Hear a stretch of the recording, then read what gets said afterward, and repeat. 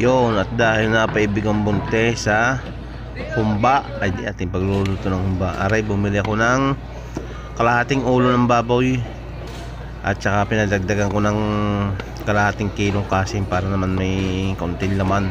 Aring ulong aray puro tabare.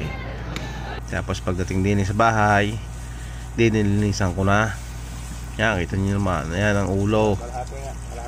Nilinisan ko yan ng siguro mga 3 hugas para mawala yung mga yang madugudugong yan. Tapos arin naman yung ating kasim, ating ayaw ko ba nga din kay inat, hindi pa pinaputol sa palengke. Bumili, hindi pa pinaputol, ako pa naggayat. Arit, ating titimplahan na ng toyo, suka at saka yung tahure. Alam nyo ang tahure, yung ano tag dito, yung tokwa. Yun, aray tahure ang tawag sa amin. Yang aray siguro aray nakababad, aray matigas na eh. Hindi ko lang kung paano yung ginagawa. Basta amin nilalagay sa humba. Tapos lalagyan natin ng dahon ng laurel na mayroon yung mga tangkay-tangkay at saka yung buto. Yung masarap yung pabango yun. Ay, ayoko ng star anise. Hindi ko gusto ang amoy nun. At pag nailagay na natin lahat, ano pag ang sunod diyan, di yung mga sibuyas at saka sibuyas bawang, tapos yung asukal, yun, di yun lang. At kunting asin, yun natin nalagay diyan. Yan, ang nilagay kong paminta, yan, yung durog at yung buo. Aray, atin ang hahaluin ay tayo may malinis ang kamay. Baka naman marami dyan mga basher di yung sabihin, hinalo ng kamay. Di, malinis natin yung kamay bago tayo magayaan, bago kayong maglala. Tsaka yung ating asukal ay sidyang madami ho. Baka sabihin nyo sobrang nakatamis. Hindi ho yan tatamis yung sobrang. Yan ay talagang malinam pag inyo natikman. At areho, isa pang sikreto ng humbang Batangas, areho gin.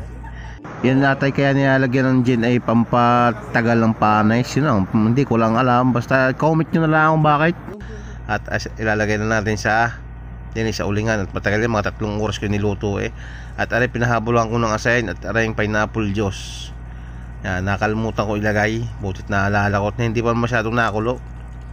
Tsaka huwag nyo muna lalagyan ng tubig at yan may magtutubig pa. Magtutubig pa ho yan. Huwag nyo muna lalagyan ng tubig. Ang apoy ho niya paang laang. Yan, kita nyo yan. Yan ay nagtubig na kanina. Ngayon hindi ko na ho nabidyohan eh. Marami ho tubig, halos napuno ho yung anong yan eh. Pero medyo paiga-iga na. Siguro yung mga 2 oras na ho yan. Tapos lalagyan na ho natin ng tubig. Yan. Pag naiiga ay baka kasi maubusan, hindi lagyan na ng tubig. Yan. And hoy, paluto na. Luto na pala yan. Yan, kita nyo kayo, dila yun, dila. Ni-reserve ko na. Akin yun, akin. Mukhang kakaunti pero madami yan dahil malaki lang yung ating kaldero. Kain na ho tayo. Champion na naman ito, champion. Kain na po. Kain na. Ano yan, kain? Bag na ano? Nakaubad po. Kain na!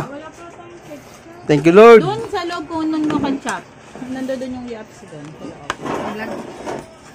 Ha? Init. Nasaan kasi Nicole? Ang init. At pagkatapos nga pala ng aming kainang ito, bali ang aking panganay na si Gigi ay sasagala mamaya. At diyaring mamaya pagkatapos kumain yan may make-up pa na. Gigi! Gigi mo na yun. Hi guys! Dali! Gigi! Gigi!